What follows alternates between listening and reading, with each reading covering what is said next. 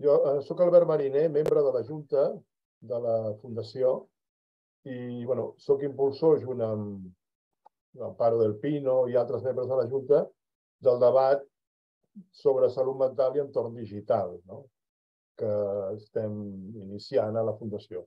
Hem organitzat ja un congrés sobre el tema, farà aviat un any, i 2 jornades, la propera de les quals és el dia 16 de desembre, a la que us invitem a apuntar-vos-hi. En ella, en aquesta jornada, entre altres temes, volem fer balanç de quina és la utilització que se n'està fent a nivell assistencial dels dispositius digitals actualment després del període de pandèmia i confinament.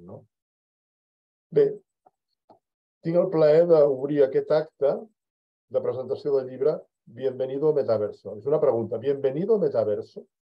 No una afirmació. Presencia y cuerpo y avatares en la era digital.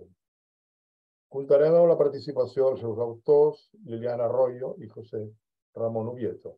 És un text, jo l'he llegit un parell de vegades, molt ben documentat, escrit per 2 autors amb ampli coneixement del tema, elaborat de forma dialogada, amb visions complementàries, i que no defuig d'aportar experiències professionals pròpies i opinions crítiques raonades.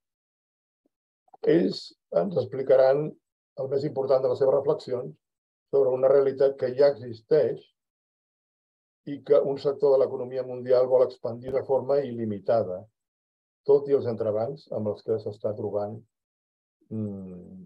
darrerament i que sembla que poden ser importants. Crec que el llibre contribueix a fer-nos conscients de la necessitat de no deixar-se enlluernar per allò tecnològic i utilitzar-ho, en tot cas, com a ajuda i complement de la gestió de les necessitats humanes. L'humanisme i l'ètica són, per tant, ara més necessaris que mai. Després de l'exposició, que ens faran els autors, aproximadament de mitja hora, potser una mica més, respondran ells a les preguntes que es vagin fent utilitzant la pestanya de preguntes i respostes. Llavors, vosaltres ja anireu responent a les preguntes que vagin sorgint. Aquesta és la metodologia de la reunió i, sense més, podeu començar, us invito a començar aquesta xarra que promet ser molt interessant i molt necessària a la vegada. Moltes gràcies. Moltíssimes gràcies per organitzar aquesta trobada, per convidar-nos a poder compartir el llibre, però també una mica de conversa, com deies. La idea és que nosaltres expliquem una mica per què l'hem fet i què és el que proposem des del llibre, però sobretot també ens agradarà rebre algunes preguntes per poder fer una mica de diàleg, que és la part interessant de que totes aquestes persones que estem aquí connectades estiguem ara i aquí, en la mateixa finestreta de Zoom. Dit això, la idea és que fem una miqueta d'introducció i a part d'agrair que ens hagueu convidat a parlar del llibre, jo voldria començar també agraint al José Ramón perquè la gènesi del llibre va sortir d'una proposta seva on bàsicament ens inquietava, ens preocupava que tot això del metavers, aquesta gran paraulota, diria jo, segons com, amagava un munt de significats, un munt d'imaginaris i diguéssim que em volíem treure una mica l'aigua clara i de dir, avui serà el metavers, demà serà una altra cosa, però anem a veure quines són aquelles qüestions profundes que romanen i que ens ajuden a mantenir-nos arrelades a l'essència de la raça humana, diguem-ne. I és des d'aquesta mirada de recuperar allò universal i més transcendental que vam seure a conversar i al final el resultat és aquest llibre que no deixa de ser un triangle curiós perquè és un llibre en paper parlant del metavers que és molt virtual i molt fictici. Ara us explicaré també alguna anècdota de per què dic que és fictici i a més està basat en una conversa, en un diàleg entre aquesta mirada des de la psicologia i la sociologia. Per tant, no només les implicacions a nivell individual, sinó també a nivell col·lectiu, a nivell com a societat i a nivell més comunitari. Dit això, és interessant que estem tenint aquesta trobada un any després que l'empresa Facebook, com sabeu, va canviar de nom, es va anomenar, va autoanomenar-se Meta, va canviar el nom, i una mica en retrospectiva, que sembla que havia de ser una gran promesa, i ho explico amb algunes dades perquè em sembla bastant paradigmàtic del que és aquest fenomen del metavers, doncs Meta Platforms, que és el nom complet, diguem-ne que va fer aquest canvi davant de la promesa de millorar la seva reputació, de generar nous ingressos i de més, el nou futur, el nou horitzó d'aquesta gran empresa de Mark Zuckerberg, però en realitat ens trobem que un any després la inversió que s'ha generat, o sigui que la inversió que s'ha fet i els ingressos que s'estan obtenint realment està molt descompensat. És una inversió enorme i només reben l'1% dels ingressos. I fins i tot si mirem una mica com els ha anat econòmicament, que aquest era un gran argument, porten 2 trimestres consecutius perdent diners. I aquí hi ha diverses coses per explicar-ho, no només és el fracàs de la idea de Meta, que també ara comentarem d'on ve, sinó que també hi ha aquesta frenada econòmica, hi ha aquest impacte en el valor del dòlar i després també, vulguis que no, hi ha una gran companyia que és Apple, que ha activat el bloqueig del rastreig publicitari. És a dir, estem en aquesta mena de guerra tecnològica, però també és ideològica i d'imaginaris. I un altre element que ens fa pensar que això s'allunya de la idea inicial que teníem, que tothom acabés connectat en aquest univers paral·lel, en aquest meta, és que recentment també han anunciat que les seves ulleres cada vegada seran més cares i que cada vegada s'acosten més al que és el món corporatiu. I això s'ha cristal·litzat en una mena d'aliança de titans amb Microsoft. Llavors, faig tot aquest recorregut no només perquè em sembla interessant i em sembla, com deia, paradigmàtic veure que un any després aquesta promesa de metavers no acaba de complir tots aquells objectius que s'havia plantejat, sinó que no només no s'han complert, sinó que cada vegada estan com més lluny de ser una realitat molt, molt immediata. Sí que hi ha dades que calculen que cap al 2026 podrem passar una hora al metavers, però aquí les preguntes que ens hauríem de fer és qui la passarà, com la passarà, per què i de quina manera. Llavors, deia que, tot i que en el títol del nostre llibre hi ha la paraula metavers, i fixeu-vos que ho hem posat entre signes d'interrogació, perquè realment tota la conversa és un qüestionament, jo diria, crític, i de prendre certa distància. Una de les primeres coses que fem és anar-nos a l'arrel d'aquest metavers, d'on sorgeix aquesta idea d'aquest univers més enllà de l'univers que coneixem. Per això la part meta. I ens n'hem d'anar als anys 60, a la novel·la Snow Crash, que us recomanem molt la lectura, on el metavers és un signe d'escapisme i, a més, no són unes ulleres, no és una realitat virtual, sinó que és una substància. I, per tant, a partir d'aquí us podeu imaginar com segueix la cosa. L'escenari és poc previsible, per tant, és interessant i entretingut llegir-ho, us convidem a fer-ho, però que sapigueu que l'origen que inspira aquest concepte està en aquesta novel·la. Després us he parlat també del tema de l'imaginari i la distància que hi ha entre l'imaginari i la promesa. És a dir, ara ens estem trobant que la distància entre els fets, l'imaginari i la promesa, és molt gran. La gran fita, diguem-ne, és emular la connexió presencial. I per això en el subtítol també tenim la qüestió de la presència, dels cossos i dels avatars, com a clocadeta d'ull al tema del metavers. I actualment els sectors en els que està triomfant això més té a veure amb l'entreteniment, té a veure amb l'oci, com dèiem, cada vegada també més amb el món corporatiu i també amb aquests entorns com més d'especulació. És veritat que hi ha diferents models, el model predominant és aquest que estan desenvolupant grans empreses com Meta, com l'antic Facebook, però després també hi ha altres models com el de Decentraland, que al final no deixa de ser un espai on tu pots comprar terreny digital i fer especulació immobiliària amb una plataforma que és distribuïda, que és de codi obert, en principi pot tenir indicadors de democratització, però que al cap i a la fi no deixa de ser una plataforma que també està alineada amb aquests valors que tenen una mirada més capitalista i d'ànim de lucre. Això no és dolent per se, el tema és què és el que ens proposen, quin és el propòsit, qui s'emporta els guanys, quin és el benefici social, el bé comú al que estan contribuint, tenint en compte la capacitat de desbloquejar oportunitats per moltes comunitats que podria tenir tot aquest espai del metavers. Doncs aquests són temes que comentem molt i molt a fons en el llibre. A nivell de fets, de dir, escolta, per què dius que hi ha aquesta distància entre la promesa, l'imaginari i el que realment està passant? Doncs és que tenim titulars molt llampants en els mitjans de comunicació, però que a l'hora de la veritat, quan anem a veure els fets, i per fets em refereixo, per exemple, qui ho està fent servir, com ho està fent servir, quanta gent realment s'està connectant, les dades són molt minses. És a dir, hi ha més escenaris dintre de cadascun d'aquests metaversos possibles, hi ha més escenaris buits sense usuaris que amb usuaris. I els usuaris que hi ha potser tampoc no són estrictament de qualitat.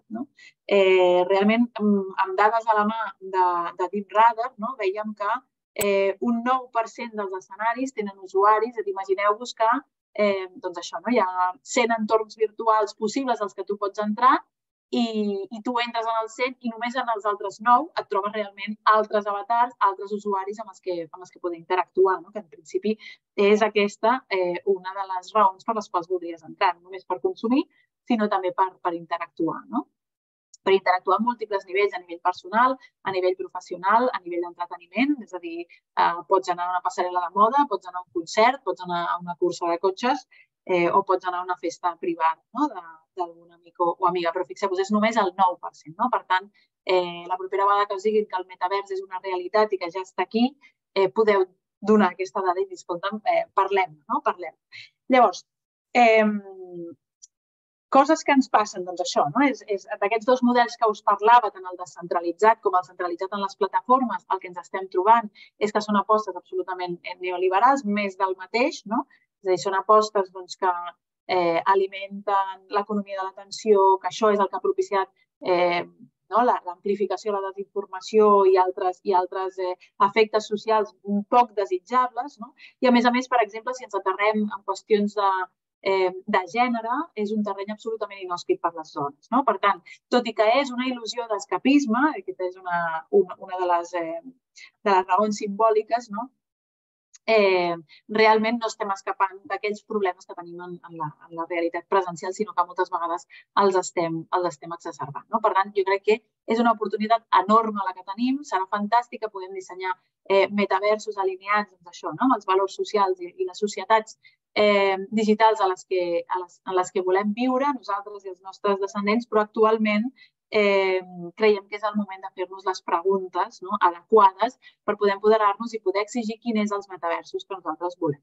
Sempre plantejo que allò digital no s'ha d'arreglar des d'allò digital, sinó des d'allò social, en el sentit que primer decidim quina societat volem construir, llavors ja veurem quines eines i de quina manera. I aquesta és una miqueta la introducció que volíem fer, és a dir, que no és oro todo lo que reluce, com diuen en castellà, i creiem que això, que darrere del concepte de metavers hi ha moltíssim simbolisme, hi ha moltíssim imaginari, hi ha moltíssima promesa, hi ha també moltíssim fum. Però jo, que soc una tecnooptimista radical, tal com m'han titllat en alguna ocasió, també m'agrada dir que crec que hi ha unes oportunitats espectaculars per desbloquejar. Per exemple, penso en la cosa més anàloga que tenim al metavers, abans, previ a lo immersiu, i és tot el tema de les xarxes socials i com han pogut ser un altaveu per comunitats que en els mitjans tradicionals mai han tingut veu, mai han tingut vot i mai han tingut visibilitat. I és en el moment en el que pots tenir veu, vot i visibilitat que pots començar a organitzar-te i canviar les coses. Sobretot en aquest context de societat xarxa en el que estem immersos avui en dia.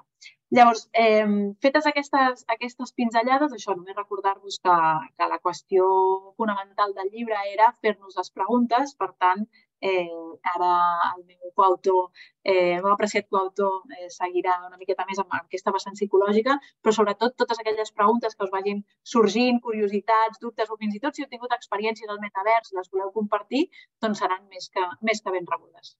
Moltes gràcies. Doncs, bueno, ara donem pas a Prueba Oviedo i recordar que això, no? Que quan aneu fent les preguntes a la pestanya aquesta de preguntes i respostes. Endavant. Bueno, pues buenas tardes. Muchas gracias, Albert, por invitarnos y a la Fundación del Congreso Català de Salud Mental. Hablaba Liliana que el punto de partida en el que estamos es lo que en su momento el economista Schumpeter habló de una ola tecnológica, es decir, un momento de disrupción respecto a una situación anterior en la cual es verdad que estamos en ese límite entre la web 2.0, que es lo que todos usamos, las redes sociales, ¿no? Los navegadores, a otro estado, la web 3.0, que es un conjunto de tecnologías en las cuales se nos proponen otras maneras y otros usos posibles de lo digital. Y eso hay algunas cosas que evidentemente ya están, pero también es verdad que hay algunas novedades, ¿no? Y muchas cosas en ese sentido están cambiando, por supuesto no todas, pero por ejemplo pensemos en ritos sociales como las bodas y los duelos, que ahora ya hay la posibilidad y algunas personas ya utilizan lo digital para tramitar eso, ¿no? Algunos ya se han casado en el metaverso. Eso puede ser anecdótico, pero lo que ya no es tan anecdótico probablemente es, por ejemplo, la vivencia de la muerte. Cómo todas estas tecnologías nos permiten, por ejemplo, eternizar los duelos, alargarlos, ¿no? Darles una segunda oportunidad de vida a personas que han fallecido. Y eso nos plantea, desde luego, muchos interrogantes, por supuesto, los clínicos, pero también a nivel social, ¿no? De hasta qué punto un programa de inteligencia artificial que permite que la persona que ha fallecido pueda seguir viviendo, es decir, se le pueda dar otra vida, una vida digital, por supuesto, hasta qué punto todo eso es algo que nos ayuda a hacer ese duelo, o más bien es algo que bloquea y tapona la posibilidad de ese duelo y, por tanto, de asumir la pérdida. Bueno, todo esto son, digamos, interrogantes, ¿no? Quizá parte de todas estas novedades hace que la vivencia de estas cosas a veces tenga ese efecto que muchas personas, cuando nos hablan o vienen a alguna presentación o nos comentan algo, siempre nos dicen que para ellos el metaverso es algo inquietante, ¿no? La palabra inquietante es algo que aparece a menudo. Y aquí probablemente también hay una diferencia en cuanto a la edad. Para los que tenemos ya una cierta edad, esa inquietud tiene que ver con algo muy, muy clásico, algo que ya el propio Platón en Fedro lo comenta, cuando dice: estamos al borde del apocalipsis porque se acaba de inventar la escritura. Y eso pone entonces en cuestión la metodología anterior, ¿no? El modo de satisfacción anterior a la escritura era la memoria, la manera en que la gente transmitía las cosas. Con lo cual, la pregunta que se hacen los antiguos en ese caso es: ¿va a quedar obsoleto el modo de estar en el mundo, mi modo de estar en el mundo? Eso se reactiva en cada una de estas olas tecnológicas, ¿no? Ahora esta sería la sexta. Bueno, pues la pregunta se vuelve a reactivar. ¿La presencia quedará obsoleta? ¿Será algo que ya no servirá? Ahora todos vamos a tener que vivir en el metaverso. Eso, sobre todo, nos los hacemos a partir de una cierta edad. Pero hay que darse cuenta también de que para los más jóvenes ese efecto inquietante es menor. Porque, de hecho, como explicaba muy bien Liliana, el metaverso no lo inventó Zuckerberg, ¿no? Ya existía Roblox, ya existía Minecraft, Fortnite, es decir, un montón de juegos a los que los chavales y los adolescentes pasan el tiempo, pasan muchas horas y por tanto ellos ya de alguna manera están en el metaverso, porque son metaversos, ¿no? Son mundos virtuales que tienen también más capacidades inmersivas que las que hemos nosotros tratado habitualmente, ¿no? Es decir, que ahí tenemos también una diferencia importante, y esto hace poco que tuve la oportunidad de participar en una mesa redonda con gente sobre todo de la empresa, de diferentes empresas que trabajan en temas del metaverso, ellos que lógicamente necesitan saber muy bien el target al que se dirigen, ellos tienen muy claro que para una cierta edad esto tiene ese efecto inquietante y tendrá unas resistencias, y para otros es algo que ya forma parte de su vida, ¿no? Nosotros pensamos que, perdón, una manera de pensar esta nueva realidad híbrida en la que ya vivimos y que algunos nombran como figital, porque sería lo físico más lo digital, no es una realidad híbrida, quiere decir que no hay dos realidades, no hay la realidad física en la que vivimos los que tenemos una cierta edad y la realidad digital en la que viven otros. Todos vivimos en lo digital, ¿no? Todos vivimos en esa realidad híbrida. Y quizá hay una figura topológica que nos puede ayudar a entender cómo es esa nueva realidad, ¿no? Es la banda de Moebius, ese 8 invertido que la propia compañía de Meta ha utilizado de alguna manera para representar su nueva compañía. Esa banda de Moebius es una superficie topológica en la cual uno entra por la cara exterior y de repente, sin solución de continuidad, ya está en el interior.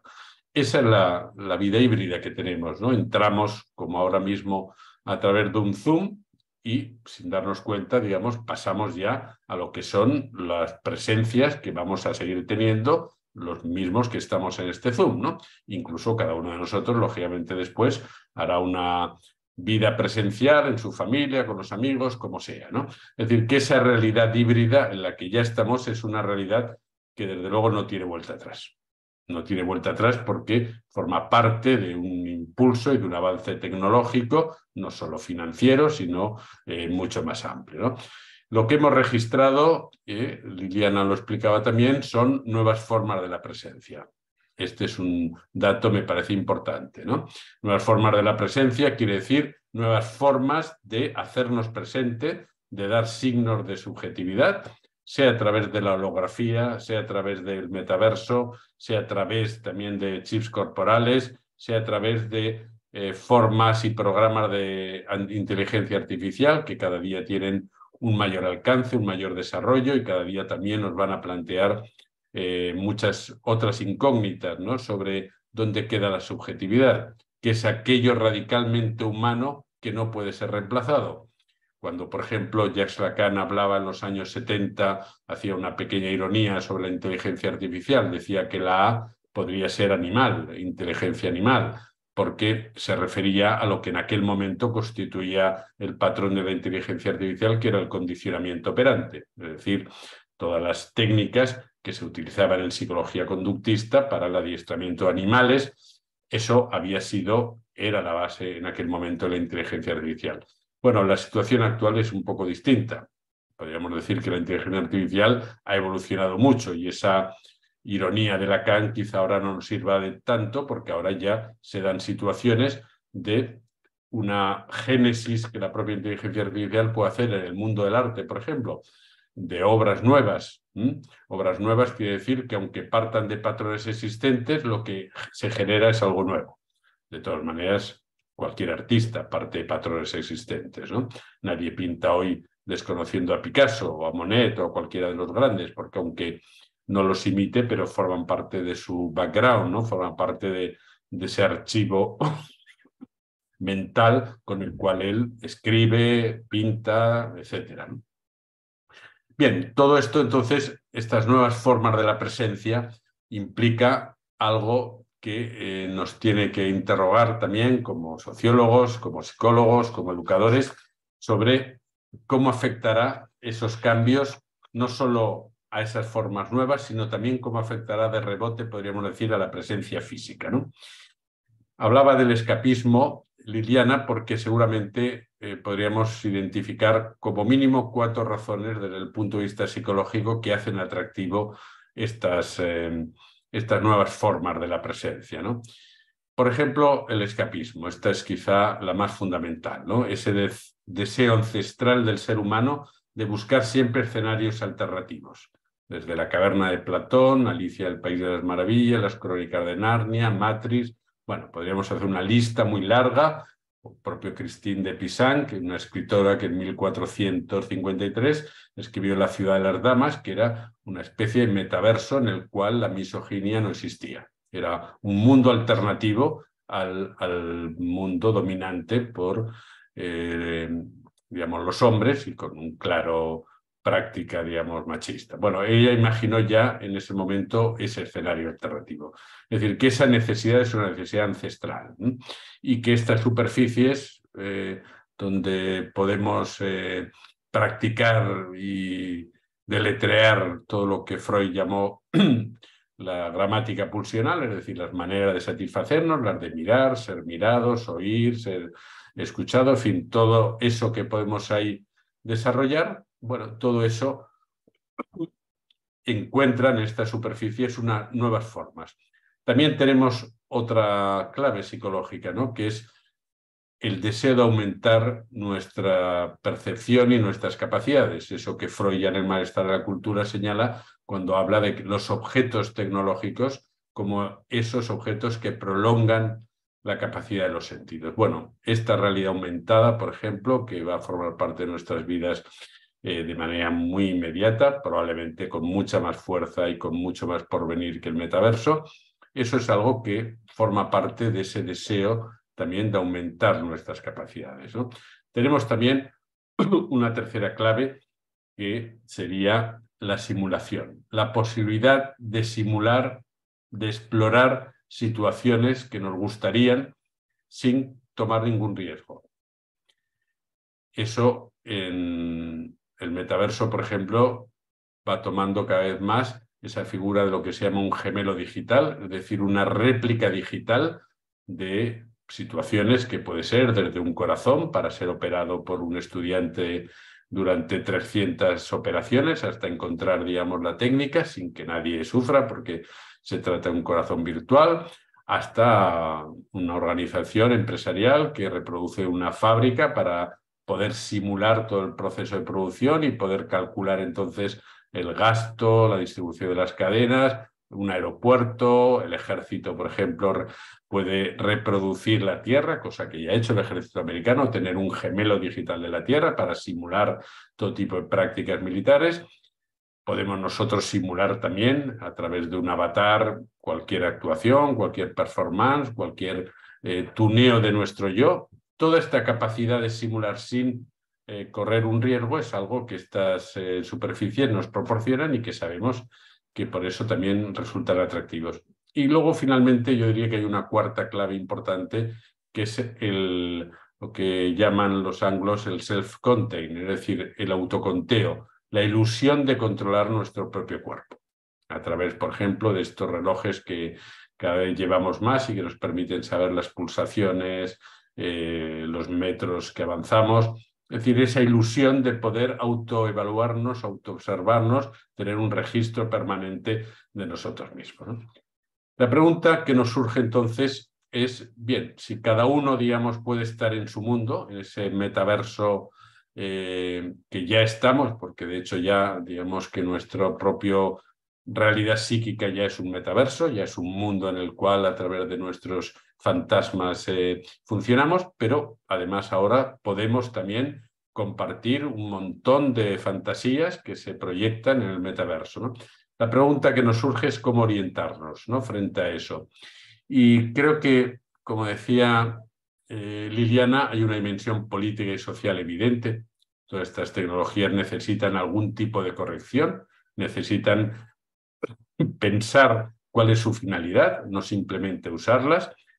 Y además es bueno que pensemos el movimiento mientras se está produciendo. Es decir, no esperemos a que todo esto se consolide para ver qué hacemos después, sino que es bueno que vayamos pensando ya, mientras todo esto surge, cómo orientarnos. Y nosotros proponemos en el libro un par de ideas muy sencillas, ¿no? La primera es la que el consejo que Hannah Arendt daba, de que toda generación tiene que poder acoger las novedades de las generaciones que vienen, porque de no hacerlo así está bloqueando el futuro para esas generaciones y el futuro mismo de la humanidad. Tenemos un deber ético con las generaciones nuevas para acoger eso, pero acoger no quiere decir evidentemente hacerlo de manera crítica, quiere decir acogerlo y también integrarlo y contextualizarlo en el mundo en el que vivimos. Y después Martin Heidegger también nos da una buena orientación en ese texto que se llama Serenidad. El que estudió mucho la influencia de la técnica y lo que suponía la técnica en el ser humano, él plantea que hay que acoger esas novedades, hay que acoger el misterio que la técnica trae, pero sin renunciar a los principios, ¿no? Sin renunciar a los principios quiere decir que todas aquellas cuestiones que en lo presencial nos parecen fundamentales, como puede ser el respeto al otro, como puede ser la privacidad, como puede ser valores como la cooperación o la responsabilidad, todo eso debe también valer en lo digital. Es decir, no debemos renunciar, alienarnos a esa novedad para renunciar a algo que consideramos que es fundamental para la convivencia. Está claro que toda esta promesa del metaverso, esta promesa de una vida fácil, de una vida cómoda, monitorizada, es evidente que tiene un precio y sabemos que no es un precio barato en muchos aspectos, en el coste medioambiental, por ejemplo, esta habilidad que tiene la industria cada vez más, lo conocemos en la industria farmacológica y ahora lo vemos en la industria tecnológica, para promover metáforas, ¿no? La nube, por ejemplo, es una metáfora que nos habla de una especie de cosa etérea, cuando sabemos que en realidad todo esto digital son montones y montones de cables, de servidores, de granjas llenas de aparatos en continuo movimiento, de explotaciones de minerales en países donde tienen, digamos, pocos recursos y los sobreexplotamos. Es decir, que hay un coste político y medioambiental muy alto y también hay costes subjetivos en cuanto al tiempo que la atención que todo esto nos supone, ¿no? La atención de estar continuamente pendientes de que nuestra atención forme parte de la economía, es decir, que haya una monetización de nuestra atención. Eso también tiene un coste, evidentemente, en muchos otros aspectos, aparte del que señalaba también muy importante Liliana, el coste, la brecha de género, ¿no? Hace poco conocíamos datos, por ejemplo, de que apenas un 15% de mujeres tienen algún cargo directivo en la industria tecnológica.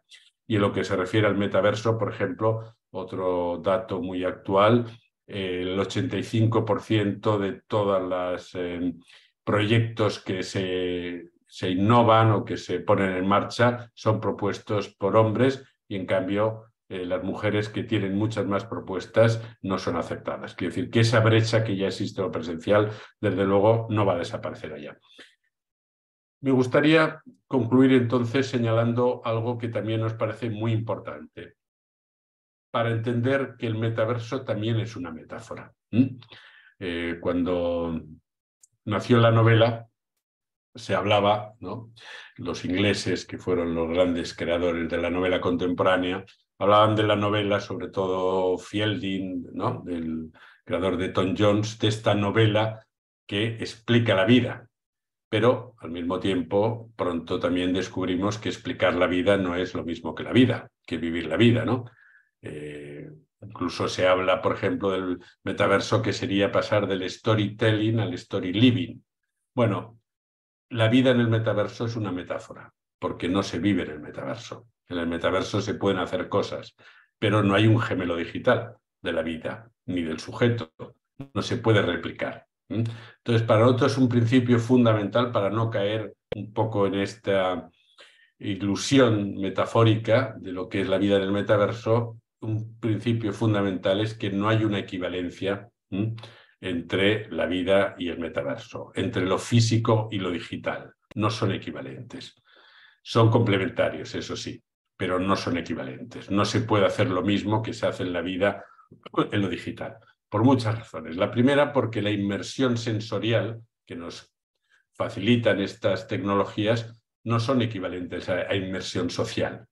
La inmersión sensorial, uno puede tener experiencias, algunas experiencias inmersivas son muy interesantes, son muy atractivas, pero eso no es una inmersión social. Una inmersión social quiere decir que hay conflictos, que hay desigualdades, que hay brechas, que hay un montón de situaciones en las que uno tiene que hacerse cargo como colectivo, individualmente, y eso en el metaverso queda completamente velado. Un cuerpo tampoco es un avatar. Un avatar tiene el don de la ubicuidad, lo puedes llevar de aquí para allá. Los cuerpos es más complicado que vayan de aquí para allá. En el metaverso, de hecho, no van de aquí para allá. El cuerpo está siempre fijo.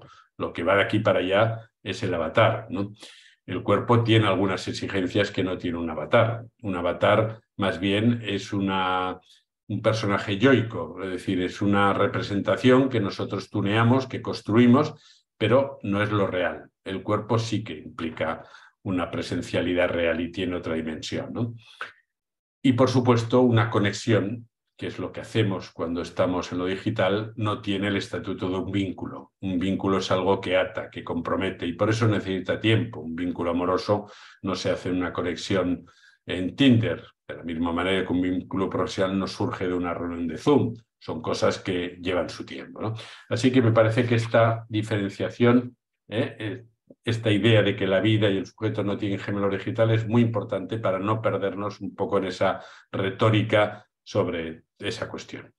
Bien, para no ocupar más tiempo y para que haya algunas preguntas, voy a dejarlo aquí, y así ya podemos pasar también a les preguntes, que crec que ja hi ha alguna. Sí, crec que el que reflecteix la pregunta, no sé si val la pena llegir-la tota, però ens fa com la referència de que no tota la realitat virtual és escapisme i que també pot generar efectes terapèutics. Aquesta part més terapèutica potser, Ramon, la pots respondre tu. Sí. I és real perquè ja s'ha servit a consultes i de més. Clar, ell apunta un tema d'autoconeixement i de funció reflexiva, no? Crec que això és molt bon apunt, o sigui, gràcies, Guillem, per comentar-ho, perquè justament quan parlem de fer-nos les preguntes adequades, no? O pertinents o rellevants per poder posar això al servei d'objectius legítims, no?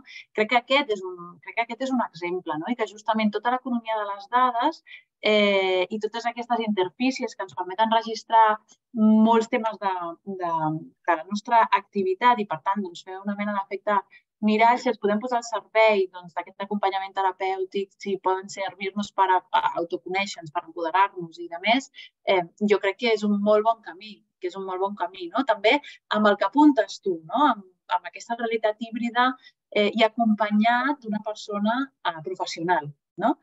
Perquè si no, per exemple, recordo en algunes entrevistes per un projecte anterior en el que vaig participar, no?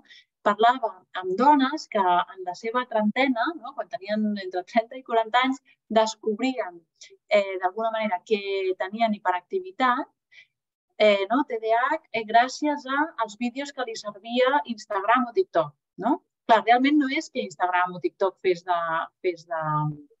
terapeuta, sinó que el propi algoritme incentivava que segueixin veient aquests vídeos. Clar, això, en termes de desigualtat, per exemple, si una persona no té recursos i, per tant, no pot accedir a un acompanyament terapèutic adequat, es pot quedar, mirant vídeos de TikTok i a Instagram i seguint recomanacions de determinats influencers. Per una persona amb recursos és una crida d'atenció de dir, escolta, vaig al terapeuta, que em facin un test, que em facin les proves oportunes per anar a buscar aquest diagnòstic i, per tant, el tractament adequat, l'acompanyament adequat. Per tant, jo crec que aquestes eines són molt rellevants, però el que dèiem, que la resposta no és només tecnològica, sinó que hi ha d'haver aquest acompanyament, en aquest cas terapèutic, però també aquest imaginari social al voltant d'això, perquè si no el risc és que deixem amb el terapeuta digital no format, diguéssim, amb aquest algoritme, a les persones que menys recursos tenen, i això fa que encara es vulnerabilitzin més. I totalment d'acord que no necessàriament ha de ser escapisme i també diria, l'escapisme no necessàriament ha de ser dolent, és a dir, és un anhel humà, com hem comentat, també ho comentava el José Ramon, que ve de la caverna de Plató. Per tant, sí que està molt bé, gràcies per aquesta intervenció perquè ens ajuda a matisar. Sí, añadir esto mismo que ahora decía Liliana, que el escapismo lo hacemos cada día, ¿no? Tomamos una cerveza cuando estamos ya un poco agotados de todo esto, vemos películas a veces que no nos interesan demasiado. Y a veces el escapismo crea vínculos también, ¿no? Crea lazos alrededor de algún tema. No lo señalaba como un aspecto negativo, lo señalaba como una necesidad psicológica a la que eso responde, ¿no? Pero en relación a lo que Guillem dice, me parece interesante porque al tener que hacer esto tan rápido, evidentemente hemos dejado muchas cosas de lado, ¿no? Por supuesto que lo virtual tiene efectos reales, sin duda, y basta que uno entre al metaverso para comprobarlo inmediatamente, ¿no? Que sea virtual no quiere decir que no tenga efectos reales, ¿no? En mi opinión, desde el punto de vista, por ejemplo, más clínico, ¿no? Más psicológico, y no solo eso, sino en general también, me parece que la cuestión es si partimos del principio de que no hay equivalencia, entonces tendremos que ver cómo articulamos lo físico y lo digital, ¿no? Y para mí es interesante lo digital cuando tiene una función evocativa, no sustitutiva. Es decir, evocativa quiere decir que esto que estamos haciendo ahora nos sirve porque muchos de nosotros nos hemos encontrado muchas veces presencialmente, hemos establecido vínculos, no solo conexiones, y seguiremos encontrándonos presencialmente en otros encuentros de la Fundación y de otros lugares, ¿no? Por tanto, nos permite evocar esa presencia, la que ha habido y la que habrá. Ese sentido evocativo es también muy importante en el ámbito de la clínica. Muchas veces podemos atender a personas que por algún motivo no pueden venir a la consulta y lo atendemos por teléfono, lo atendemos por videoconferencia y sabemos que cuando evoca esa presencia tiene un valor. Cuando sustituye esa presencia, porque ya de entrada eso se plantea en esos términos, sabemos que tiene otro valor distinto. No digo que no tenga ninguno, pero tiene otro valor distinto. Eso ocurre en el mundo de la educación, por ejemplo, ¿no? Ya hay muchos programas y aplicaciones del metaverso de realidad inmersiva que se utilizan en escuelas y son interesantes, ¿no? Se les puede plantear, por ejemplo, a los alumnos hacer un viaje a algún momento histórico para recordar o para ver algunas cosas. Y eso es interesante, pero es interesante cuando no sustituye la presencia, cuando la evoque, porque es evidente que el cuerpo, por ejemplo, sigue siendo un elemento irrenunciable en la pedagogía, sobre todo en la educación infantil, la educación primaria, incluso la educación secundaria. Hay ejemplos ya de modelos de educación online sin presencia del cuerpo con efectos muy negativos, ¿no? Lo podemos ampliar al campo de la salud también, ¿no? Todos ya hacemos telesanidad. Participamos como pacientes, incluso como profesionales, y sabemos que eso nos ayuda en muchos aspectos, pero también sabemos que hay algo que no va a poder ser sustituido, ¿no? Por ejemplo, estoy pensando en personas mayores que necesitan el contacto, la presencia directa del médico, de la doctora, para a veces no simplemente decirles que la analítica está bien, sino para darles una palmada, para mirarlos a los ojos, para modelar su tono, en fin, para muchas cosas que la pantalla no va a poder sustituir, porque hay algo de lo real del cuerpo que no atraviesa la pantalla. En ese sentido, me parece que estoy de acuerdo en que hay muchos usos y muchas utilidades respecto a la clínica, respecto a la salud, respecto a la educación, a la investigación, etcétera. Pero me parece que hay algunos límites también de hasta dónde puede llegar eso. Eso era lo que queríamos un poco señalar. Una de l'Amparo del Pino, diu, en la meva opinió l'eina no és dolenta, però sí pot ser dolent l'ús. Per exemple, en educació i salut podria existir...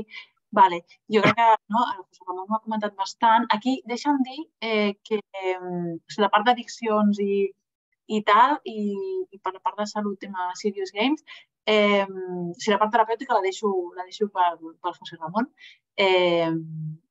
En temes de salut, per exemple, i educació, jo sí que he vist projectes europeus que, per exemple, s'inspiren amb els Serious Games, no? I amb la gamificació a l'hora de promoure, per exemple, vaig estar en un projecte que promovia els hàbits saludables, els hàbits de vida saludable en adolescents. I ho feia a través d'una aplicació gamificada, amb diferents ítems, no? És a dir, no només amb propostes i amb tips diaris, no? Amb consells diaris, sinó també amb una mena de competició entre, per exemple, a nivell de grup classe. Això era una cosa que es podia implementar a nivell de centre educatiu. Per tant, aquí hi ha un camp per recórrer molt important. Cal també anar en compte amb el tema de la gamificació, perquè al final les puntuacions també incentiven determinats comportaments i hem de parlar de si és important la competició o la coopetició, la col·laboració amb la competició, però sí que hi ha un element en tot el debat tecnològic, i està en la teva primera frase, que dius l'eina no és dolenta però sí pot ser dolent l'ús. Totalment d'acord, però hem de pensar també que el disseny, que és l'eina, a vegades sí que pot ser dolent per si mateix. I a què ens referim? Ens referim, per exemple, al disseny persuasiu, que alimenta determinades conductes. I quan alimenta de conductes que tenen a veure amb l'economia de l'atenció, que al final és el que jo vull és pescar com més clics millor, perquè sóc una empresa que guanya més diners com més clics tu facis, per tant, intentaré retenir-te més estona a la plataforma o al portal que sigui i, per tant, doncs això té efectes nocius. Per tant, no és només l'ús, perquè també si mirem com diferents col·lectius s'apropien de la mateixa eina, hi ha nivells d'aprofitament molt diferents. De fet, quan parlem de bretxa digital, no és només la bretxa d'accés a un dispositiu o a connexió, sinó també és la bretxa per aquesta capacitat de poder posar aquesta eina, que en teoria és neutra, però no ho és, no acostuma a ser, aquestes almenys que estan vinculades a l'economia de l'atenció, doncs com t'apropies d'aquesta eina, no? Depèn de quin col·lectiu siguis. Com el que deia abans jo de l'exemple aquest, doncs una persona sense recursos, què fa quan se n'adona que 9 de cada 10 vídeos que li mostra TikTok, que li suggereix TikTok, tenen a veure amb el TDAH, i que a més amb els continguts del vídeo se sent molt identificada. Per tant, jo posaria molt en dubte, posaria de nou un interrogant en si l'eina és neutra, per tant, si és dolenta o és bona, i només depèn de l'ús. Jo diria que és important revisar.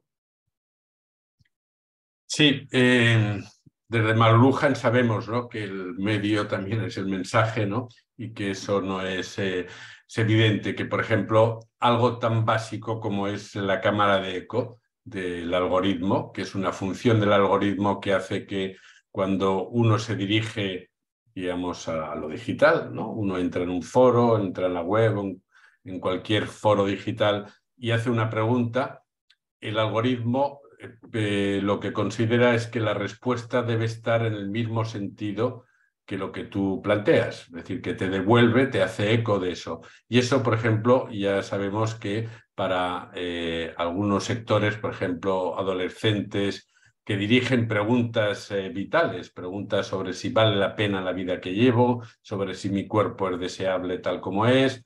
Bueno, todo eso reciben respuestas porque el algoritmo no es neutro, el algoritmo tiende, digamos, a repetir y a polarizar las situaciones porque de esa manera obtienen más beneficio. El algoritmo le va a devolver que es buena idea suicidarse. Ya ha habido casos ya de adolescentes suicidadas porque han recibido un 95% de respuestas en el mismo sentido que la pregunta que ellas formulaban o la tesis que ellas planteaban, ¿no? En ese sentido, es verdad que no es tan neutral, ¿eh? Hay algo de la propia lógica del algoritmo que ya dirige hacia un lugar y no dirige hacia otro. ¿Por qué Rosalía tiene tantos seguidores? Bueno, aparte de que sea una artista, desde luego, con mucha capacidad, porque la industria le interesa difundir los vídeos de Rosalía, igual que le interesa difundir las noticias de extrema derecha o de extrema izquierda, es decir, le interesa polarizar porque sabe que de esa manera se genera más atención que si pone el énfasis, digamos, en otros activistas o en otros mensajes mucho menos contundentes, ¿no? Eso es una lógica del medio que determina el tipo de interacción. Pero me gustaría añadir otra idea que me parece que también es importante y que nos la muestra un ejemplo muy reciente, ¿no? Decía Liliana antes que para la inversión que ha supuesto para Meta todo esto, el rendimiento es muy exiguo, hay muy poca gente interesada. En cambio, tenemos otro ejemplo, ¿no? Un artista también actual como es Taylor Swift, la cantante americana, que ha conseguido ahora con su último disco colapsar un gigante monopolístico de la tecnología como es Ticketmaster, es esa web que muchas veces compramos billetes, bueno, es la más importante de todo el mundo de venta de entradas. Y esta señora ha conseguido colapsarlo porque hay millones de seguidores. Y lo interesante es investigar por qué ella tiene millones de seguidores con muy poca inversión y Zuckerberg tiene tan pocos con mucha inversión. Bueno, porque ella ha entendido algo que Zuckerberg no ha entendido, y es que al final una obra de arte cultural, un objeto tecnológico solo tiene sentido si forman parte de un lazo, si hacen una comunidad, si son un objeto alrededor del cual se conecta la gente. Eso lo ha entendido esta señora, la Taylor Swift, porque se pasa la vida generando fórmulas de deseo, de seducción, consiguiendo acertijos, sorpresas. La propia Rosalía creo que le ha copiado algo de todo esto y consigue tener una comunidad que se llaman los Swifties, son millones de seguidores que hace el lazo comunidad a partir de esa obra, ¿no? En cambio, Zuckerberg tiene una idea mucho más falocéntrica, ¿no? Piensa que se trata de conseguir el objeto más grande, el objeto más potente, y se olvida de que al final es el deseo lo que circula a través de estos objetos, ¿no? Me parece que eso también nos da una pista de que el buen uso de la tecnología tiene mucho que ver con la capacidad que tiene esa tecnología de relanzar el deseo. Cualquiera de nosotros puede usar, digamos, escenas eróticas que podemos encontrar en las pantallas para activarnos sexualmente, para, digamos, ampliar nuestros placeres con nuestras parejas, ¿no? Pero el problema no es ese, eso más bien es un uso para relanzar el deseo. El problema es cuando uno está pegado al porno y en lugar de relanzar el deseo, eso más bien tiene un efecto de aplastamiento del deseo. Creo que la cosa va más por ahí que no por contabilizar las horas, el número, porque eso finalmente es muy variable. Las horas para nosotros pueden ser pocas, pero para los jóvenes las horas tienen un cálculo totalmente distinto. Bueno, jo el que voldria preguntar o comentar és en relació al el que ha sortit d'alguna manera, que és els adolescents, no? I sabem que actualment doncs, hi ha no sé si es pot parlar en aquests termes, no? Però una epidèmia de problemàtiques de salut mental a l'adolescència. No? Moltes d'elles van lligades, com sabem, a l'aïllament, també a l'aïllament que hi ha hagut durant la pandèmia, no? I la dificultat per mantenir relacions, diguéssim, presencials, no? Sanes. No? Moltes de les relacions es vehiculitzen precisament a través d'elements digitals. No? Llavors, una mica la reflexió, pregunta, seria dir, bueno, si entrem en una dinàmica més profunda del metavers, no? A poc, doncs algunes persones, alguns adolescents vulnerables, no? Poden probablement, com ja passa amb els videojocs d'una manera bastant flagrant, aïllar-se més. No? Això és un repte molt important de cara als professionals d'atenció de l'adolescència, de la infància i l'adolescència, dels mestres i tal, per acompanyar en aquests nois, noies, no? I tractar d'evitar un tancament que estigui tot el dia, com sabem que passa ja de fa molt temps a Japó, no? amb aquests nois que no surten pràcticament de l'habitació. No? Si la tecnologia del metavers va aprofundint, si no hi ha més risc, no?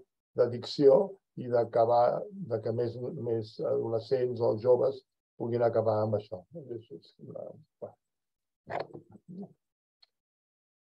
¿Qué opineu al respecto?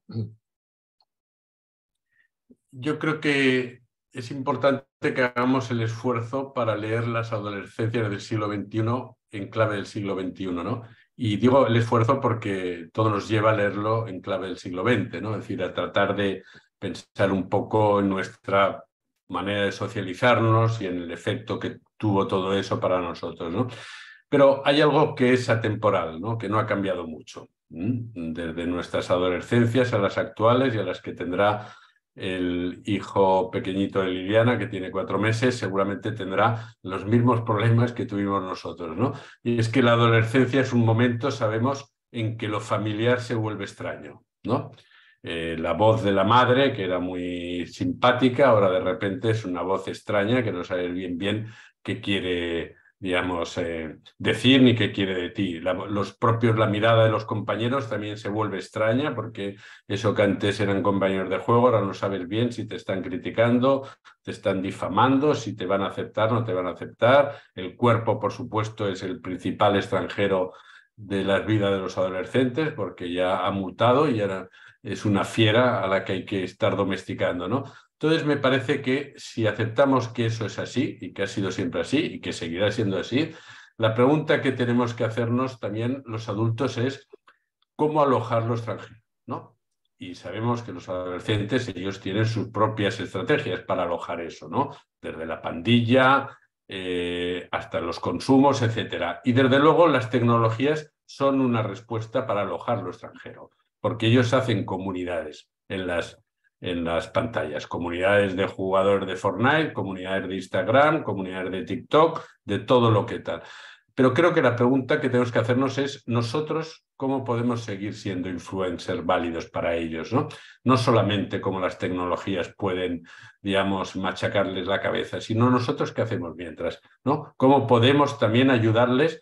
Hablamos mucho del acompañamiento educativo y clínico. ¿Qué es el acompañamiento, no? Eso es lo que creo que deberíamos nosotros tratar un poco de avanzar, ¿no? Porque tenemos seguramente capacidades de influencers también nosotros, ¿no? Pero probablemente tendremos que mover algunas cosas, ¿no? Tenemos que buscar otras formas que no sean, desde luego, las de criminalizar la tecnología, porque forma parte de su vida. Tenemos más bien que buscar que sea un lugar de oportunidades para ellos, ¿no? De oportunidades de vínculos, que por supuesto hay muchos riesgos de alienación, como tú señalas, pero también hay muchas oportunidades de vínculos, ¿no? El activismo cultural, por ejemplo, en las redes tiene un gran futuro. Hay una web, por ejemplo, Wattpad, donde hay miles de jóvenes que leen y que escriben. Tenemos que aprovechar también, me parece, esas oportunidades de lo digital dentro de esa lógica del acompañamiento. Totalmente. Y por complementar, yo diría, este acompañamiento es importante hacerlo des de la curiositat, no? És a dir, per molt que sigui un món que ens pot fer por, aprofitem per surfejar-lo amb ells, aprofitem per conèixer-lo a través de la seva mà, no? I poso sempre un exemple de dir, quan el nostre fill o filla o l'adolescent que tinguem a prop ens ve i ens diu m'encanta aquest influencer, pel que he vist, la tendència és d'entrada dir però què dius, aquest poca solta si va amb calçotets i està fent vídeos des de casa teva, des de casa seva, no?